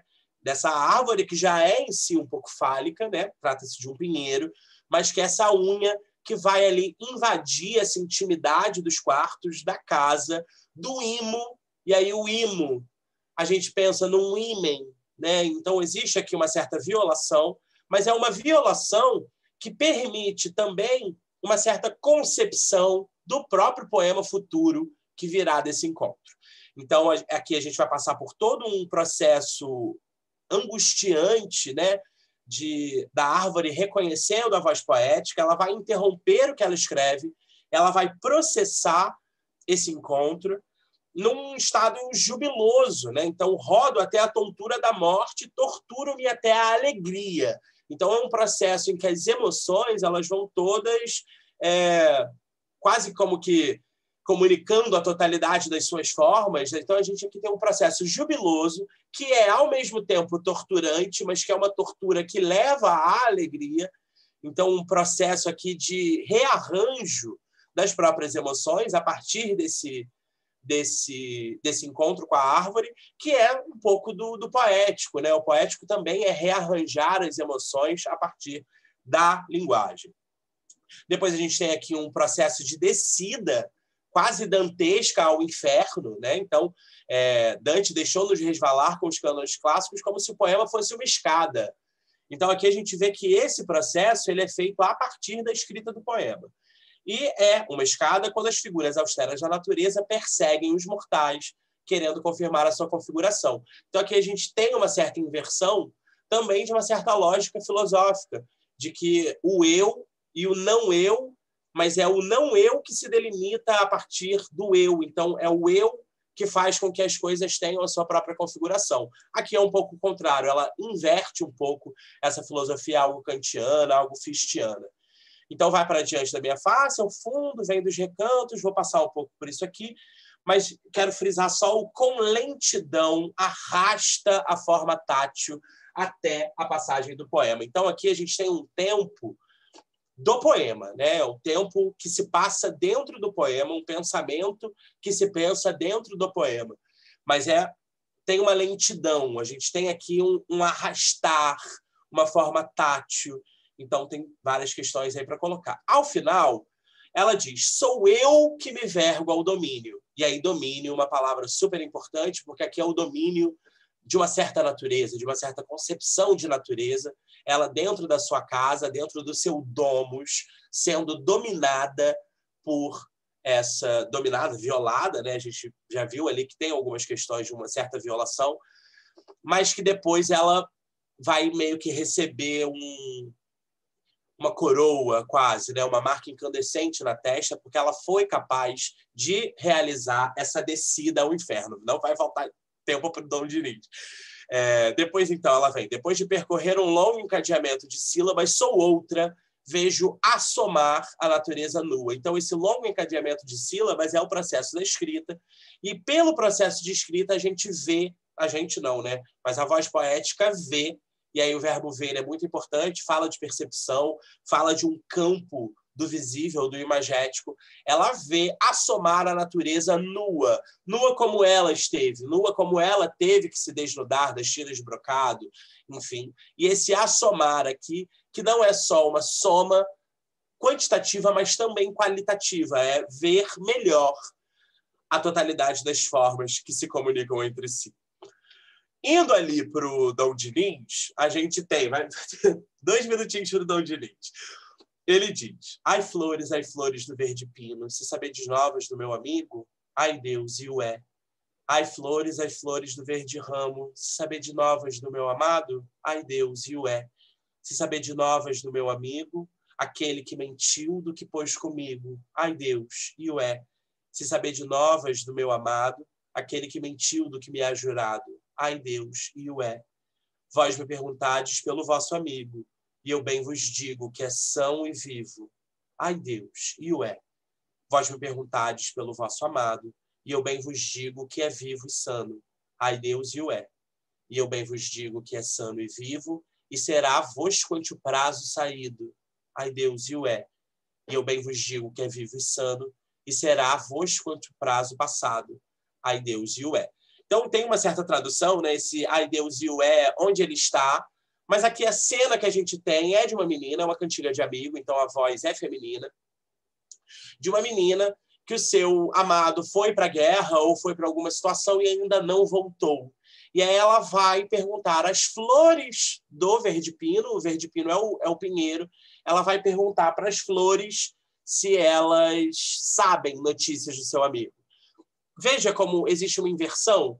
Enquanto aqui é a voz que procura a natureza para buscar saber do seu amigo e projeta na natureza uma fala da sua própria esperança, na Fiamma a gente tem a natureza que persegue os mortais, não são as flores, e aqui, claro, a menina vai falar com as flores, porque a flor tem todo um imaginário de feminilidade, de erotismo, enfim, né, de um certo erotismo ali. E aí a gente tem um pouco essa inversão. Então, o abeto ele vai invadir a casa e vai fazer com que se escreva outros poemas, que se perceba a natureza de uma forma um pouco diferente. Então, aqui, enquanto a natureza projeta uma esperança do próprio sujeito, lá no poema da Fiamma, a inversão existe. Existe uma inversão da cena, embora a cena possa parecer a mesma, né? Um encontro entre a natureza e uma voz poética, existe uma perversão, né? Existe um distanciamento, embora seja um distanciamento que avança para o futuro com esse atento olhar ao passado. E aí, pensando na questão da violação, a gente tem algumas cantigas do Dom Dirins também, aquele levantou-se a louçana, levantou-se a velida, vai lavar roupas na Fontana Fria, em que o vento espalha as roupas, a intimidade toda daquela menina. Não vai dar tempo de ler ele aqui, mas existe, sim, esse certo imaginário, existe aqui uma reconstrução que faz ver assomar uma natureza nua, nova. Gabriel, desculpa E atrapalhar. é isso. Fechei, gente. Qualquer coisa a gente deixa para o debate. Obrigada, Gabriel. Nada, Muito interessante esse diálogo. Não, tudo bem. Muito interessante o diálogo. E eu notei, né, ouvindo a comunicação de vocês e também lendo o resumo, mas principalmente agora ouvindo a comunicação, né, que esse tema da memória, a importância da memória perpassou todas as comunicações, né? Autoras distintas, né, algumas com diálogo, mas esse tema da memória perpassou. E nas duas últimas comunicações é o tema da natureza presente, né? Então, parabéns a todas e ao Gabriel, né, que é o nosso único representante. Muito, muito boas as comunicações, com autoras variadas, né, mas muito pertinentes, né, permitiram ótimas reflexões para todos nós que assistimos. Então, agora a gente abre para as perguntas. Eu vi aqui mais cedo que tinha um elogio do professor Márcio, falou que as apresentações são todas muito boas, parabenizou a todos. Então, se alguém tiver alguma pergunta, se alguém quiser trazer alguma reflexão, né, para os palestrantes fazerem algum comentário, esse é o momento. Vocês podem escrever ou podem... Já ia perguntar. Se posso fazer escrevendo ou falando, porque às vezes as perguntas são meio complexas, que a gente nem sabe formular efetivamente, talvez falando fique melhor. Eu quero parabenizar as comunicações maravilhosas, né? Muito bom esse diálogo aqui, né? Que a gente às vezes fica nas nossas pesquisas bem caladinho, quietinhos, e trazer para cá é importante, né? Eu quero só uma provocaçãozinha, assim, eu não sei se vou saber falar o nome dela certo. Keurin, é? É Keurin? A que apresentou primeiro? Keurin, desculpa, Keurin, é porque esse nome é diferente. É complicado, eu sei. Você falou do romance de Inês Pedrosa, né, Nas Tuas Mãos, e tem um momento da sua fala que você vai dizer assim, mais ou menos assim, né? Que Antônio coloca Jane num certo lugar e ela fica, né, naquele lugar ali, o tempo todo, naquele casamento sem sexo e tudo mais, né? Aí é uma pergunta, eu trabalho com a recorrência do mito do amor eros na literatura contemporânea e meus alunos gostam muito de Inês Pedrosa, por isso que eu vou fazer essa pergunta. Em matéria de amor, você acha que Jane, né, que fica nesse lugar que Antônio coloca, é mais infeliz do que Camila e Natália, que são, de certa maneira, livres nesse universo feminino de idas e vindas amorosas? O que você me diz disso? Não sei se você pensou também sobre isso, né? Não, sim, é uma boa provocação. Eu acho que ela é livre dentro da própria realidade ou dentro do próprio momento de vida também, né, como mulher. Acho que teve um pedacinho da sua pergunta anterior que eu não ouvi. Você pode repetir, por gentileza? Sim, é que você falou mais sobre Jane, lógico, né? Também esse tempo é muito curto. E você fala que Antônio coloca ela em um certo lugar e ela é como se ela não lutasse para sair. É porque eu acho que eu vejo um pouquinho diferente. Eu vejo que ela fica ali muito confortável naquele lugar, né? Inclusive, olhando pelo buraco da porta, o marido homossexual, né? Com o companheiro, o Pedro, entendeu? né? Tendo relações ali. Como se fosse uma coisa muito bem resolvida, lógico, né? A gente sabe que não é, mas enfim, em matéria de amor ninguém é bem resolvido.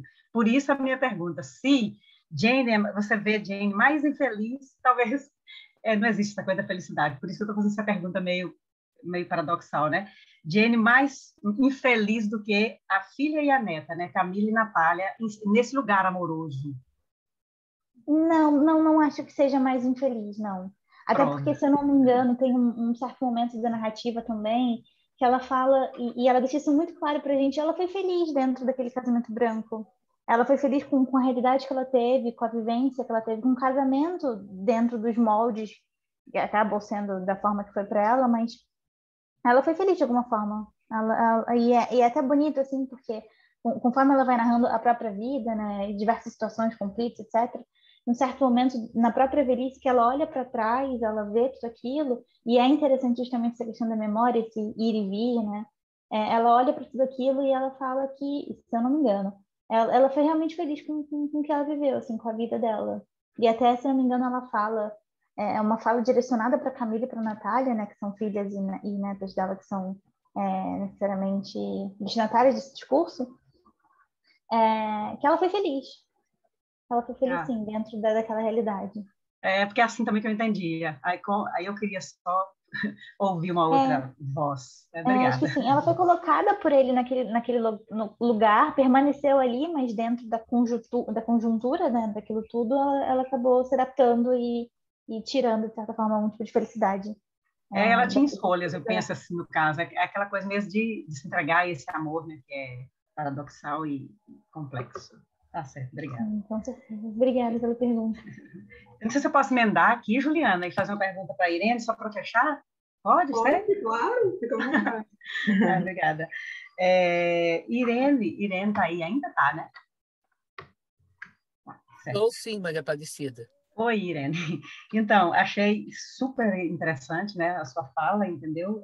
E não tinha pensado assim nada desse ponto de vista, entendeu? Né? Eu já fiz até um trabalho sobre velhice, né? A personagem e a velhice na literatura e tudo mais, mas eu nunca tinha pensado nesse caminho. Eu trabalho com literatura portuguesa e vou para muita banca de literatura africana, então assim, eu não tenho muita leitura. E aí achei curioso a sua comparação, né, de Paulina com Teolinda Gerson, né? E achei super interessante. E não costumo muito ler as escritoras femininas. A gente não tem tempo, a gente professor, né? A gente não tem muito tempo de ler aquilo que a gente quer ler mesmo, né? Então ainda não tive tempo de ler Paulina. Mas já fui com a banca sobre uma obra dela e tive um contato, né? Mas a partir de Pepe Tela, Mia Couto e tudo mais, eu percebo que essa ancestralidade na cultura africana, pelo menos até onde eu alcanço, ela é muito valorizada. Em comparação, se a gente for observar, né, aqui na cultura europeia, americana, né, e tudo mais, principalmente as dominantes, essa velhice acaba sendo esse lugar mesmo como aparece nas vizinhas, né? A velhice como só uma decrepitação do sujeito humano, né? Será que eu estou... por aí mesmo? É normal que a gente perceba que na cultura africana essa ancestralidade, essa velhice, ela é mais valorizada do que para o lado de cá, por exemplo? O que você me diz? Obrigada, Maria Aparecida, pela contribuição. Então, apesar, né, pelas pesquisas bibliográficas que faço, né, e, modéstia à parte, pelas minhas visitas ao continente africano, em especial ao Mali, né, onde eu tive a oportunidade, inclusive, de assistir uma contação de histórias por um griot e visitar algumas escolas, a gente percebe o quê? É aquilo que a Chiri Mambembe nos fala, né? Quando um idoso no continente africano faz a passagem, é como se fosse uma biblioteca que se vai. Ou seja, a sabedoria desse idoso, não canônica, digamos assim, ela representa a sabedoria daquela comunidade, daquele bairro, daquele elo familiar, até porque o conceito de família é muito diferente, né? Então, as obras da Paulina Ciziani, elas trazem de maneira muito forte esta questão de como o velho é visto. Apesar das questões da poligamia, apesar das questões da mulher ainda ser invisibilizada, é diferente, né? E aí a Teolinda chama a nossa atenção, tira a gente da zona do conforto, mostrando justamente que olhar é esse, né? Principalmente mais eurocentrado, que a gente tem a respeito do velho, né? Tanto é que você vê que tem uma série de pesquisas que eles estão revendo as estimativas, porque hoje a longevidade está muito mais ampla, né? Mas ainda se tem aquele olhar daquele velhinho ou daquela velhinha de chale tricotando que não tem mais nada a contribuir. E aí eu acho que é um bom puxão de orelha para nós, enquanto cidadãos do mundo, digamos assim, para que a gente realmente pense que papel é esse, né? Qual é o papel do velho e qual é o papel da velhice na constituição da sociedade, nós, enquanto educadores, na própria bancada acadêmica. Muito obrigada, e quando você tiver a oportunidade, leia mais sobre a Paulina Ciziani, que eu acho que você vai ter um bom deleite. Muito obrigada pelas considerações, Maria Aparecida. Eu que agradeço. Obrigada. Juliana, bom dia. Oi, bom dia. Eu sou a Madalena, eu estou aqui escondidinha, mas, na verdade, eu nem queria me esconder mais, eu queria aparecer, mas há algum problema aqui com a minha câmera, não sei o que está acontecendo, eu não consigo aparecer. Eu queria aparecer, eu estou com o vídeo ligado, para mim eu estou com o vídeo ligado. Será que não tem que selecionar, porque embaixo, aqui no menu, tem exato. O microfone, tem o vídeo, de repente... Abrindo o vídeo, clicando nessa setinha para cima, consegue aparecer, não sei. Deixa eu ver aqui, não sei por que eu não estou conseguindo entrar com o vídeo, porque, em princípio, o sinal está igual ao que sempre fica quando eu... Peço, então, desculpa, gente, não é porque eu não... né? Vou pedir desculpa a vocês, mas o que é que Juliana, se me permites dizer duas palavrinhas, pode ser? Claro. Então, prazer em ver você, Juliana, que já nos encontramos, é o nosso segundo encontro, e também como parte da diretoria, queria dar os parabéns a todos e a todas. E, assim, eu estou aqui com certo distanciamento, porque eu não estou dentro da mesa, e eu achei a mesa muito boa, porque vocês apresentaram falas, né? Leituras, das quais sobressaiu uma certa complexidade do feminino e do masculino, né? A fala do Gabriel afastou-se um pouquinho dessas temáticas, mas quando vocês falaram da questão da memória do feminino e do masculino, eu achei super importante que não foi uma coisa nada rasteira, não foi uma leitura nada a partir de considerações muito radicais e muito fechadas. As próprias relações que vocês estabeleceram, estou pensando, por exemplo, na Irene, quando trouxe a Teolinda Gerson e a Paulina Ciziani.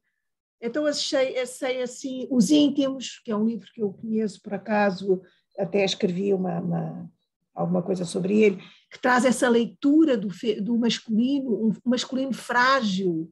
Nós temos uma ideia do masculino, do homem que subjuga a mulher, e sempre esse macho forte, convencido, seguro de si, e Os Íntimos traz uma leitura dessa masculinidade por um outro viés, muito mais complexo, muito mais hesitante, né? Então, assim, gostaria de dar realmente os parabéns a vocês, gostei muito das leituras, Depois o Gabriel trouxe a Fiamma, que é uma autora, uma poeta complexa, eu diria, né? No sentido de que exige camadas de leitura para se começar a penetrar nos sentidos da sua poesia. Não é uma poesia realmente fácil. E não estou dizendo que com isso não é nenhum critério de valor no sentido de mau ou bom, mas muito bonito, né? De que toda a leitura é feita, toda a escrita é feita de uma leitura anterior, né? Eu trabalho com o Gonçalo M. Tavares, que também tem muito essa percepção, né? Da escrita como releitura. Então é isso, eu gostaria de parabenizar vocês. Está bem? Parabenizar vocês por essas palavras.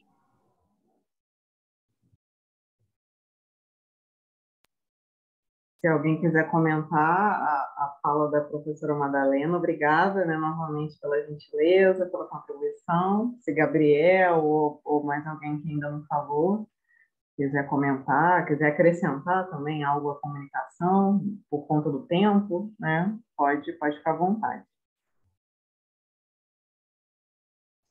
Eu acho que tem uma questão que eu acho que sim, se afasta um pouco. A minha comunicação se afastou um pouco, até pelo gênero, digamos assim, né? O gênero literário mesmo. Foram falas mais sobre narrativa. Mas eu acho que existe ali também um certo olhar feminino da Fiamma sobre a poesia medieval, né? Então, enquanto ali era um lugar de homens escrevendo sobre mulheres que iam lá perguntar sobre os seus amigos, ali não, ali é uma mulher que é interpelada pelo natural, digamos assim, e que vai pensar o seu próprio processo de escrita, o seu processo de fala, que não havia na Idade Média. Não é muito para o caminho que eu sigo, mas é um caminho super interessante também de ver como que é esse olhar feminino sobre uma temática a que as mulheres foram negadas, né? Não se escreviam. Mulheres, quer dizer, não é que não escreviam, com certeza escreviam, mas não recebiam a sua autoria, né? Não assinavam o que escreviam, enfim. Gabriel, agora eu me lembrei também, eu esqueci de anotar, mas eu me lembrei na sua fala, né? Você recupera as cantigas do Dom Diniz e esse diálogo da Fiamma. Eu me lembrei do livro da Maria Teresa Horta, Minha Senhora de Mim, em que ela recupera essas cantigas, mas o eu lírico é feminino, né? Então, ela toma a iniciativa, ela comanda esse jogo amoroso, esse jogo erótico, e subverte também, é um diálogo pela subversão. Ou pela perversão, né, que foi como você falou. Deixa eu ver, tem algum comentário aqui do professor Márcio. A senhora quer que eu leia, professora? Eu posso ler. Tá. A questão da velhice tem sido um tema recorrente nos textos de Teolinda Gerson. Isso me parece sintomático, e não por acaso. É uma reflexão a ser feita. Quanto ao texto de Paulina, a busca da consideração da figura do velho mostra o quanto a valorização dessas representações são fundamentais para a perpetualidade da cultura em África. Se alguém quiser comentar, se Irene quiser comentar. Obrigada, professor Márcio, pelas ponderações. De fato, os textos de Teolinda, à medida que a gente vai vendo as obras, ele mostra realmente, né, essa questão dos sintomas, de como essa velhice é vista, como se considera tudo isso. E Paulina Sigiani mostra o quanto que, para a África, né, a questão da velhice é uma representação do próprio continente, é o próprio baobá, digamos assim. Então, muito interessante. Realmente, professor Márcio, precisamos realmente refletir sobre isso. Obrigada pela oportunidade. Passo a palavra. Obrigada, professora Juliana. Obrigada. Eu acho que podemos encerrar, né? Essa mesa estava prevista para ser encerrada às 9h40. Não sei se alguém quiser fazer alguma consideração final, mas acredito que possamos encerrar. Parabenizo novamente a todas e ao palestrante, né, pelas comunicações maravilhosas, pelas grandes contribuições que trouxeram para os estudos literários, e agradeço também, né, parabenizo e agradeço a todas e todos que participaram aqui conosco, trazendo perguntas, com a escuta atenta, né, com os olhos atentos também. Então é isso, gente. Há outras mesas, inclusive eu vou participar de uma mesa agora às 10 horas, sobre século XIX, então convido a todas e todos a assistirem. Então, muito obrigada. Renali, se quiser falar alguma coisa, encerrar. Professora, eu gostaria de agradecer a senhora pela mediação da mesa e agradecer aos participantes que apresentaram, o Gabriel, a Irani e também a Luzia e a Kelly. Acho que acertei agora. Muito obrigada, pessoal, pela apresentação dos seus trabalhos na nossa mesa e a todos e todas que fizeram parte como ouvintes. E faço o convite para logo mais às 10 horas assistirem a nossa programação e continuarem conosco no nosso evento. Tchau, tchau. Tenham um bom dia. Tchau, muito obrigada, Renali. Eu acho que eu esqueci de te agradecer, mas muito obrigada pelo apoio, pelo suporte. Tchau, gente. Obrigado, viu? Tchau, tchau. Obrigada e parabéns. Tchau, obrigada. Vou fechar aqui.